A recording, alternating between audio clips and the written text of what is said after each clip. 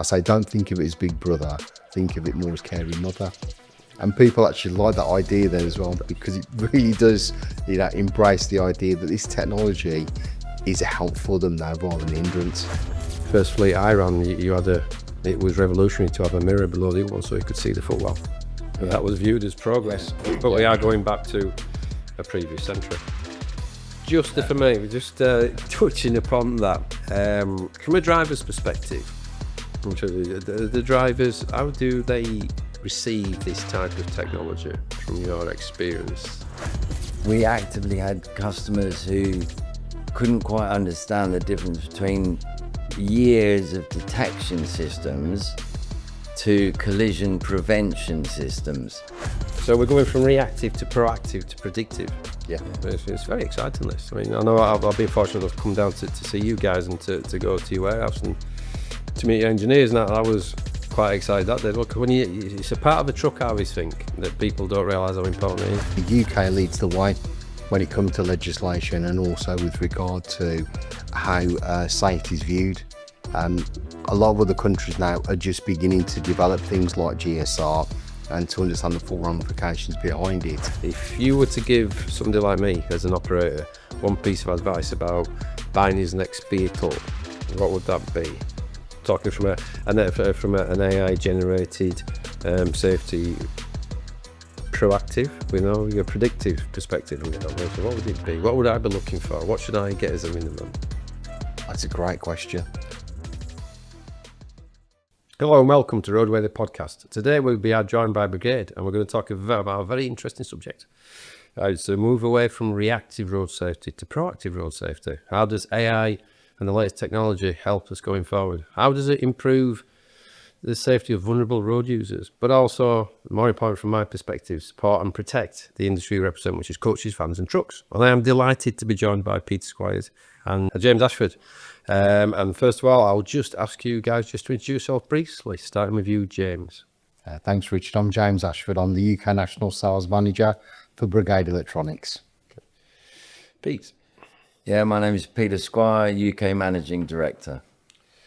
And if we may to start with, and I think it's one of you always tells me a lovely story about how the beeping evolved on trucks. Yeah. Because it's really, when I started in this industry, which was many generations ago, it was very far removed from a safety perspective and from a driver awareness perspective, actually sat in your cab of actually, where it is today. So when we're talking about reactive vehicle safety to proactive, if we just stay at the base of where probably it was 20, 25 years ago in generalistic terms, and then we can build upon where you are today and what you're looking forward to achieving. So is that you to start, James?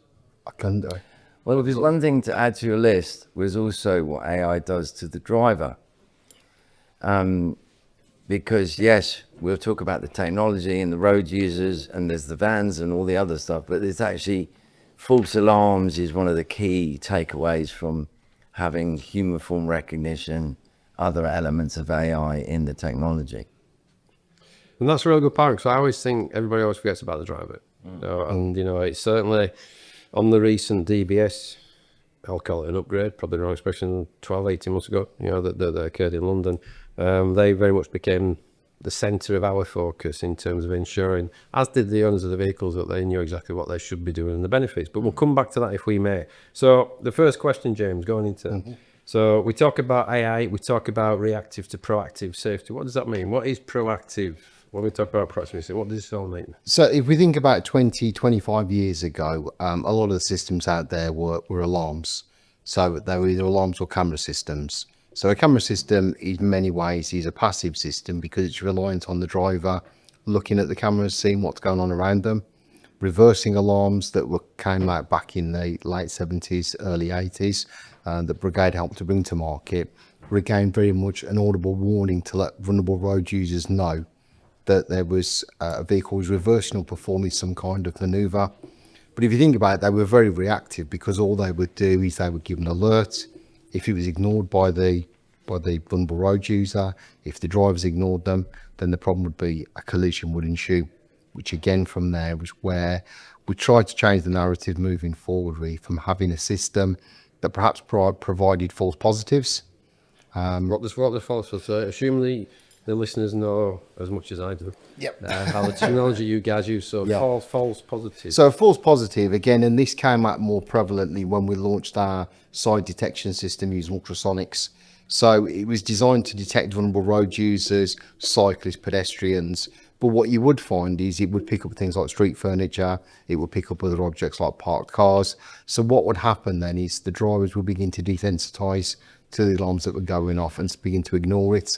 The problem that then would happen is they would perceive it to be a false positive.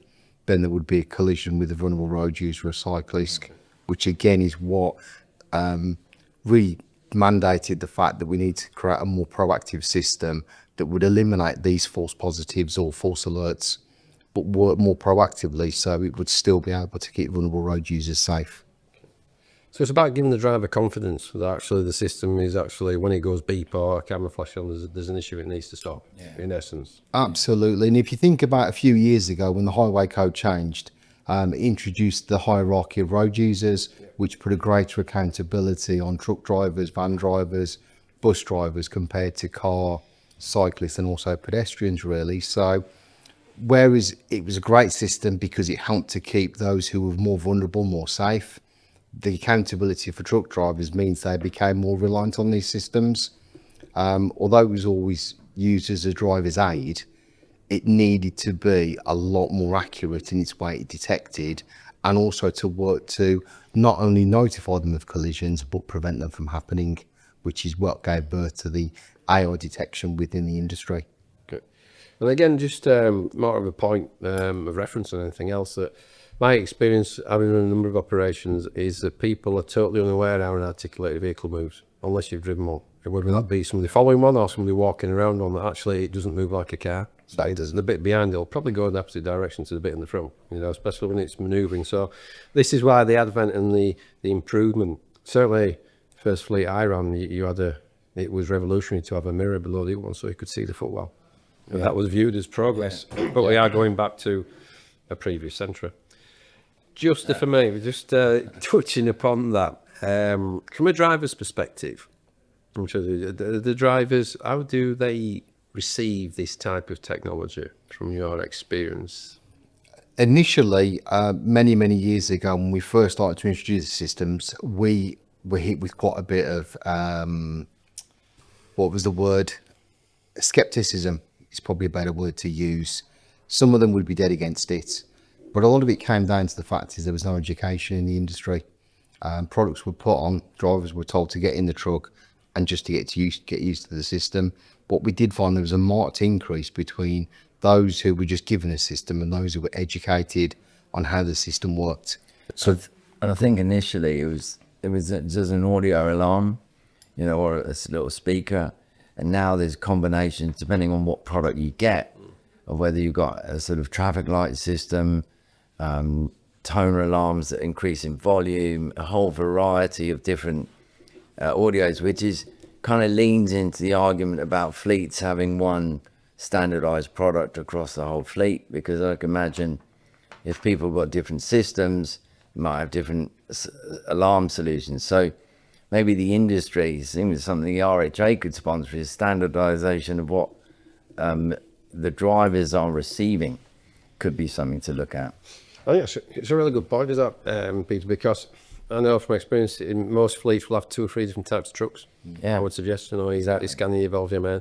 And if this stuff starts to come, which it does in some cases, a standard fit now, and it comes out as a different reiteration, it will be a different experience of driving a different truck. And a beep or a flash or whatever it may be, if I drive a truck for 300 days a year and it's my Scania, jump into my Volvo and it becomes another, that one day, and I think it's saying to tell me to stop doing something and it's not, it could be an issue. So I think it's a really interesting point, is that, I think certainly. And also a lot of the technology is getting fed through the cab monitor now. That's a really good point. And again, really, we'll jump around a little bit because I know obviously it's a fascinating subject. Is how far will, this is an operator speaking, so excuse my technical, how far will all this AI go? I mean, we won't go to autonomous vehicles, we'll fall short of that. For the purpose of this conversation, we can do. But really, I was involved, as you guys were, in the DVS process in London, and I ended up spending quite a bit of time with the guy from the university guy that specified it. It was Dr. Steve Summerskull. Yeah, a really nice guy, and he was very good to come and actually talk to the industry about what was required of the systems. And going back to your point, Peter, our biggest challenge to TfL at the time is you need to have a kite mark or put a standard in saying it's got to be the system. You've got to tell us what's going by, because otherwise there'll always be the systems that can't perform what people think they're buying, and there's always organisations that are not as invested in, you know, R&D and as you guys are, and as forward looking. So, you know, we want the best and that standardisation. And one thing struck me, going back to your point, James, about education, is that when I was talking to some of the people in the process from a TfL perspective, none of them had been in a truck. There was a bit of a mystery was going into a truck, you know, and I think as a base power, you should do that to understand what it gives you, you know, in that truck, and understand it from the other perspective. But a lot of waffle there. Going back to my original question, where do you see, certainly in the next 2-3 years, AI or development taking us around this space? So what's coming along the line? So there's been a fundamental shift of change, because DVS looked at AI externally to the vehicle with the blind spot information system, which is the near side detection to look for cyclists, to your moving off information system, which again looks at vulnerable road users when the vehicle's about to pull away. So the emphasis with DVS was AI giving detection systems around the vehicle, protecting vulnerable road users. With the introduction of GSR, which is the General Safety Regulations, which has come through into Europe now, although the UK has not adopted it, you are seeing a lot of vehicles, like you said, richer vehicles coming through with this equipment being fitted. So drivers are beginning to understand it. There's a big change in July this year where AI will start to look at the driver themselves. So this will be looking at driver behaviour, looking at driver distraction, driver awareness. So it will assist the driver as he's doing his day-to-day calls, drive along with a bus driver, with a truck driver, really to monitor their inattention levels, or their attention levels, want to a better word, out on there as well. And that's using AI algorithms to look at what the drivers are seeing, where they're looking, are they on the mobile phone, are they smoking, are they yawning, looking for patterns where an accident could potentially happen. So what we've been able to do with AI externally to the vehicle, we've been able to prevent collisions by giving predictive warnings. We're now looking at using AI to predict driver behaviour, to see, do they need to take a stop? Are they being distracted in any way, shape or form? And how can help them? And that was a really good pinch point, where we actively had customers who couldn't quite understand the difference between years of detection systems to collision prevention systems. So you got a finite example where a vulnerable road user is in the vicinity of a truck or a bus, but they're not actually going to on a trajectory to cause an accident, so it wouldn't alarm. Whereas a normal detection system would detect them. And there was an education thing. I think you can just call that a gap of education. So in that, I'll summarise from an operational perspective. So we're going from reactive to proactive to predictive. It's very exciting, this. I mean, I know I've been fortunate enough to come down to see you guys and to go to your warehouse and to meet engineers, and I was quite excited that day. Look, when it's a part of a truck, I always think that people don't realise how important it is. You know, is this system, because ultimately my car is got cameras everywhere. You know, and actually I actually have to use it now to park. You know, because it does that overhead thing, and they can see where my white line is behind the car. So am I in too far? Am I out too far? And that's our 360 product that does the bird's eye view of the whole truck. So you see, if I was buying a fleet of trucks now, which is 10 years since I bought a fleet of truck, maybe 7 actually, I'd have this on as a minimum for that reason, because I was having a debate with a driver. So 22 years ago, we introduced forward-facing cameras. In trucks, in the fleet I was running at the time, and we had union issues, we had everything. Going back to your point about education, we had walkouts, we had strikes, it was all happening because they didn't want to be filmed in the place of work. This is forward facing, this is looking down the road. And then obviously we reintroduced it, and then it was involved in quite a serious RTA, and he actually saved the driver, he confirmed what the driver had done. And then we had the facing ones, and now it's on, going back to your point, James, I believe that the technology is there that It predicts, if your line movement or if you're having a fan go, if you're on the phone, it rings in the office and says driver number 123 is not paying attention, get him on the phone, or that sort of thing. It's fantastic, his technology. And going back to your point, Peter, it's about educating the industry. And I think, ourselves, I've got a big role to play in that with other trade bodies as well. Sorry, I think I interrupted you. Well, no, I mean, what you were just saying about the driver as well with the unions, there's even technology today that's feeding into a telematics platform into the cloud for the fleet operator to monitor driver safety, drowsiness, awareness, all that, where actually the argument is we're not interested so much in the individual. We can pixelate the personal details from that individual. It's just about the generic driver, the route he's going, and the safety of that driver. So there's an argument in there that obviously mitigates some of the unions concerned about having their members when they understand that actually this technology is protecting their members. I think that's a key point, that ultimately, well, we'll come back to that because I've got a question that sits around it. Just going back to Europe, if we can, Jim. So I always think we should look at across the water and think what we can learn from other countries, and what they're doing, what's good, what's bad. Even though we are an island and a very heavily congested island, we've got probably too many vehicles moving around at any one time. Yeah. But on the flip side of that, that's more relevant why we need predictive and proactive, systems on vehicles to keep us safe. So where's Europe going with this? You've touched upon it, and where's the UK going with this? And should the two, in your opinion, not be aligned and we're all moving at more? I think the interesting thing, actually, Richard, is the UK leads the way when it comes to legislation and also with regard to how safety is viewed. A lot of other countries now are just beginning to develop things like GSR and to understand the full ramifications behind it. My biggest worry is really that while the rest of the Europe is actually playing catch up to bring itself up to the UK, are we actually beginning to plateau ourselves? Because having GSR coming in, we're almost showing more reliance on the OEMs to bring out the technology, which for my concern seems to be a bit of a backward step because it could potentially stifle innovation from aftermarket businesses. A lot of this technology has come out, has been developed in the aftermarket and has then been refined or been adopted by the OEM truck manufacturers. So I think for me, my mindset would be really is that the UK should continue to lead and innovate with where we are now, or otherwise we could be overtaken by Europe.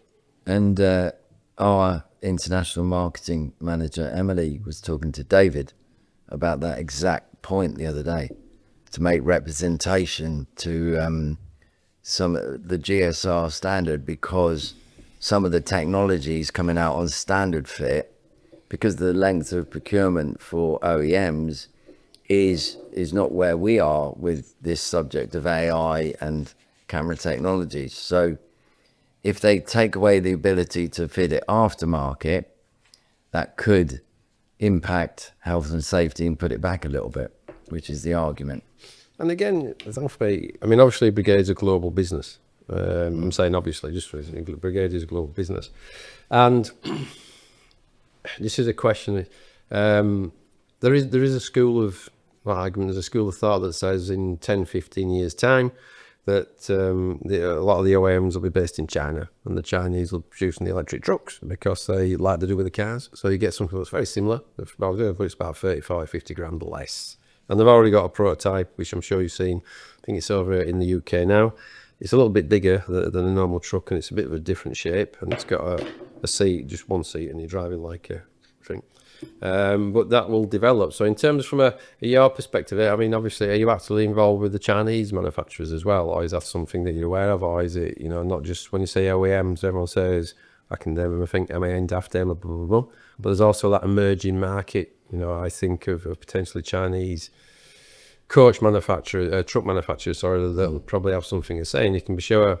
This is a statement. If you buy a Chinese car, it's a bit like the Kias years ago. It comes spec'd up from day one. Going to your point, and it's standard spec that you get in your own flavour. Maybe I don't know if that's a question or just a comment or just a rambling that will be edited and never make the podcast, but just a point to consider. James, I think really with regard to how innovation works for it, I don't know it's your thought, Richard, but 20 years ago, it wasn't China was the powers, it was Japan. It was. It was in the Far East. Yep. If you look at a lot of manufacturers now, they're not just Chinese. A lot of them are the Far East, but you've got Vietnam, you've got Korea, you've got the countries, Taiwan as well, which are also developing a lot of technologies really. So I think it's always very interesting just to kind of see what's out there. You are right, the powerhouses have had a big market share for such a long time, particularly in the truck market. I think in the coach market, their grip is starting to slip because you've seen a lot of Chinese bus manufacturers that have come in and established a foothold as well. But I think that's the one great thing about free trade or trade in the free world is that anyone can actually bring out a new innovative product. It doesn't have to be one particular country. You also had the example of when there was a last mile innovative truck brought to market that came out, had some financial difficulties, and we were on the supply chain for that. And in the time it took to unravel, all the standard OEMs had developed their electric truck proposition to a point where they'd probably made that product obsolete. So, don't discount what the DAFs and the Ivecos and the Scanias are doing in their research and development. Yeah, well, that's a good point. I mean, but they do need to sell a few now, particularly the electric ones. They must have a stockpile somewhere because there's less than 1,200 HGVs in this country electric. I'm sure that will change over time. Well, that decarbonisation forum that you guys hosted was really revealing about storage levels for hydrogen, for example, that the government needs to change. They do, no. And I do go back to your part. We spend a lot of time, obviously, various parts of the industry, because there's 32 sectors that make up this thing we call road transport, whether it be chill, frozen, agri, quarries, everything all going on. And standardisation, coming back to that point, is important. One of the things we're keen to do as a trade body is to ensure that if you go from Dundee, via London, you wouldn't do this because it costs a fortune, down to Penzance, you actually experience the same requirements as you go through those towns, countries and regions. And currently at the minute, you'd kind of, if you just got a truck when it was, 5-10 years old and you had off into it, you'd struggle a bit when you got into London. You'd struggle in other certain parts of this country. So standardisation is the key. And we might have touched upon this, but I know last year Manchester did a consultation on direct vision, I think it was called, which is obviously related to what we're talking about. As you said earlier before we started the podcast, Peter, that Birmingham was looking at doing that. I hear that Newcastle and your Liverpools are also, and Leeds are looking at that as well. So I think in the next 5-10 years, it will come across the country, certainly in the big conurbations where there's congested type movement. I think it's really, really important that the technology keeps advancing, going back to your point about us leading the way. So slightly not a left field question that I'm trying to trick you, but skills is a big challenge in this industry, certainly in the industry I represent. You must be faced with, you have engineers, you have people designing stuff, to produce the products you do. How are you going to offset the skills challenge going forward to stay at the front of, because you are one of the leaders in the marketplace, how are you going to offset the skills challenge to stay where you are? Well, I think some of the long relationships, the length of time we've had relationship with our suppliers in the Far East, we've, our head of supply chain was out there talking, exploring the new technologies that they are actually at the front end, cutting edge of. And it's embracing those technologies and then having sort of mutual conversations about our industry and trying to then get exclusive designs and what our engineering team will do with these suppliers to create a product that is not just a box off the shelf. But that's the challenge for all of us, eh? No, I agree. And I think one of the things that struck me when I came down to see you a few months ago was you creating a knowledge box, for your colleagues, to retain. And I was so inspired, which is unlike me from an IT perspective due to my lack of understanding of it, that we too are now creating a knowledge box. Okay. So in a similar way that, we have some roles that are becoming quite obsolete based on traditional approaching.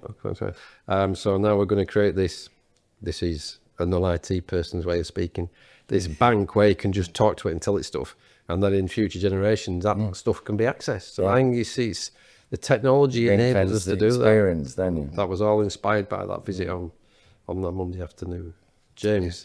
I also think as well, with regard to where we've come from as well, if you look at the DVS standard, you go back, you can almost see the evolution of how it came through from originally the crosswell specification, how that started off with sign detection systems, that then migrated into fours, and fours was very similar. I remember having quite an interesting conversation on one of the first DVS incarnations, DVS 1, where the lady representing DVS said it's exactly the same as fours. And I went, well, it isn't, because there's sort of differences between the two. But you could see where the innovation was being steered and how it was evolving. And then we've seen really how technologies begin to develop forward. DVS 1 talked about having a sensor system at the front of the vehicle. Wasn't mandatory, but you could see the route they were going. Now, we could argue that DVS 2 was a bit of an about turn, because it involved removing a lot of equipment and putting new equipment on, which I think caused a lot of frustration among the industry. Again, I sometimes question how they went about it. I think I admire their willingness to show change, but I think how they went about it perhaps could have been better, but that's probably another story. But I think Brigade has always been able to work alongside with the industry bodies like yourself, like others, but also with the legislative changes as well, where we've been able to drive innovation, show the technology, and then that has really helped, working with the University of Loughborough to show what technology is out there. And I think being at the forefront, and because Brigade have got such a rich history of really helping to shape the industry, things right from the very beginning, you said about the reversing alarms that Brigade brought into the UK, that we're seen kind of as a very respected member of the industry who they can come to for advice. And that really helps us to try and shape the technology curve as it goes forward as well. Don't forget, it's our 50th birthday year.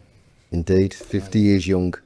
And that's a great thing. I mean, to still be around in this market, in my perception, which is a cutthroat market, which is, a bit like logistics, really.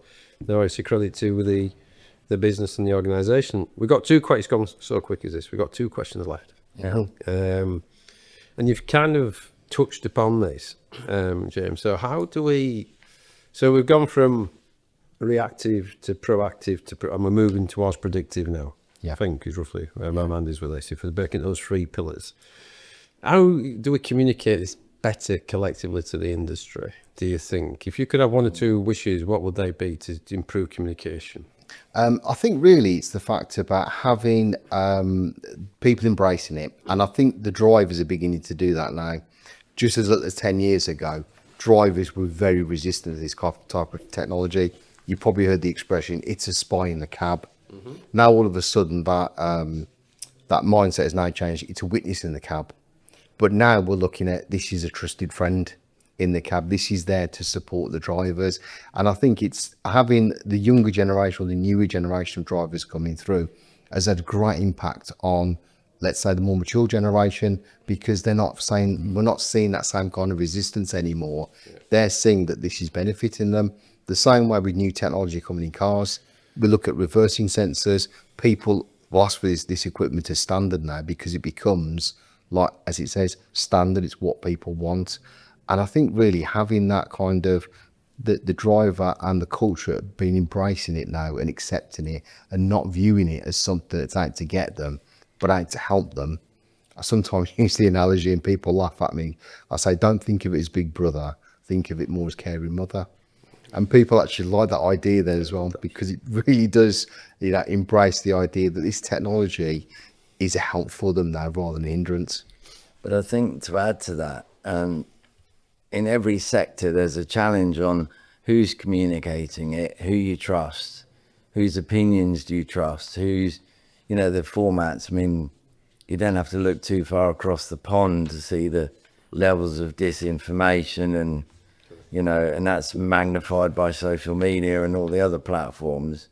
And, you've just got to rely on telling the truth, just sticking to your guns, and hopefully people then will lean into the brand, lead into the RHA to get that consolidated opinion.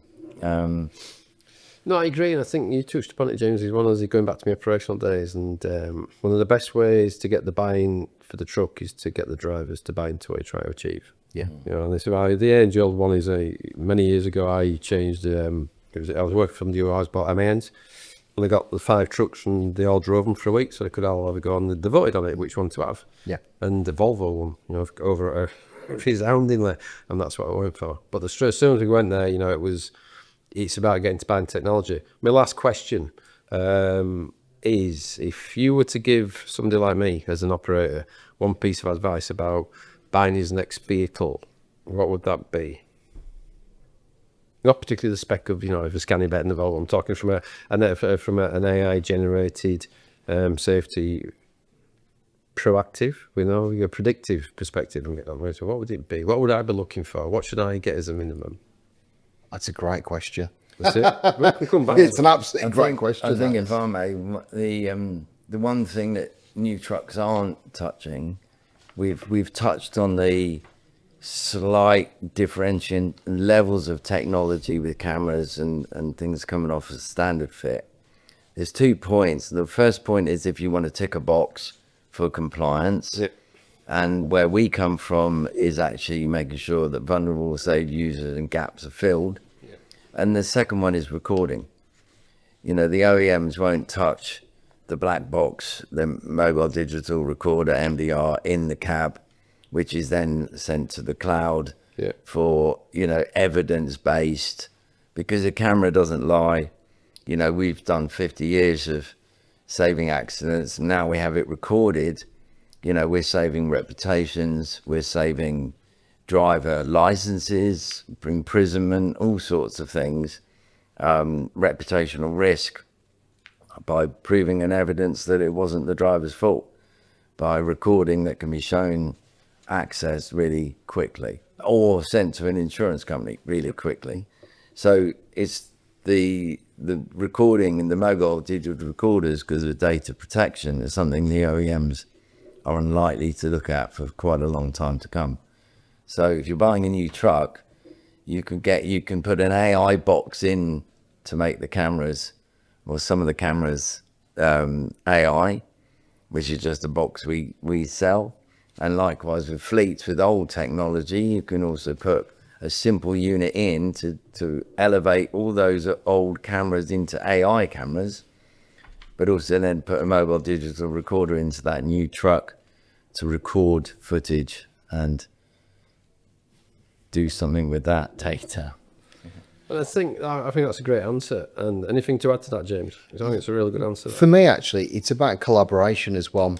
It was something that was touched upon at the RTX, where the state of the nation now looks at, because of the increased cost of decarbonisation, the increased cost of national insurance wages, the industry struggling on margins as well, really, that collaboration is the key. Different manufacturers, different technology partners working together. The concern I've got is sometimes that OEM perhaps have this narrow view of, we lock all the features down on our truck so you can only buy our features, which is great if your truck does everything it needs to do. Sometimes it doesn't, and I think in most cases, most OEM manufacturers will admit that their truck is good for one purpose, but it's sadly lacking in another. Yeah. Being able to bring in aftermarket products that can make this truck a whole lot better really would help enrich the driver's vision or ecosystem of driving the vehicle. And that's sometimes what it's about, is don't lose sight of what the customer wants. Correct. Rather than trying to drive down, well, we've got this and this is the second best we can offer, but these other 3 things are the best. Open everything up, give technology partners the ability to work together so you can improve your truck sales, because a truck that has open features is going to make itself more appealing to people who are out shopping in the open market, rather than having the decision made for them. So I think collaborate to drive innovation. Okay, well, I mean, just before we close, I think that's a great summary from the guys. And you know, one of the big challenges we always face in business, and I actually said it at that forum, I think, PD referred to, is how do you collaborate in a competitive environment? You've got to develop that spirit of collaboration, but ultimately, particularly with this product, we shouldn't lose sight of what you guys are enabling us to create, you know, and that's about well-being. You know, it's about well-being of the drivers, the vulnerable road users, the people that own the businesses, because all of this, you know, is, I use an expression, what can't speak, can't lie, you know, and that's, as you quite rightly said. So, you know, it's one of the things that we're very passionate about at the RHA, and that's why we're partners, you know, very pleased and proud to be our partners in this, you know, and supporting on it.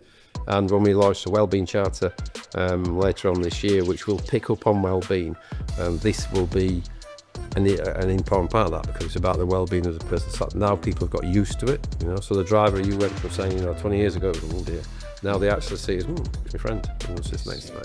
So to close, thank you very much, Pete. Thank you very much, James. That was really, really insightful. You kept it really simple for me. Thank you. And we'll put the link into Brigade on the bottom of this podcast, and look forward to the next one. Thank you.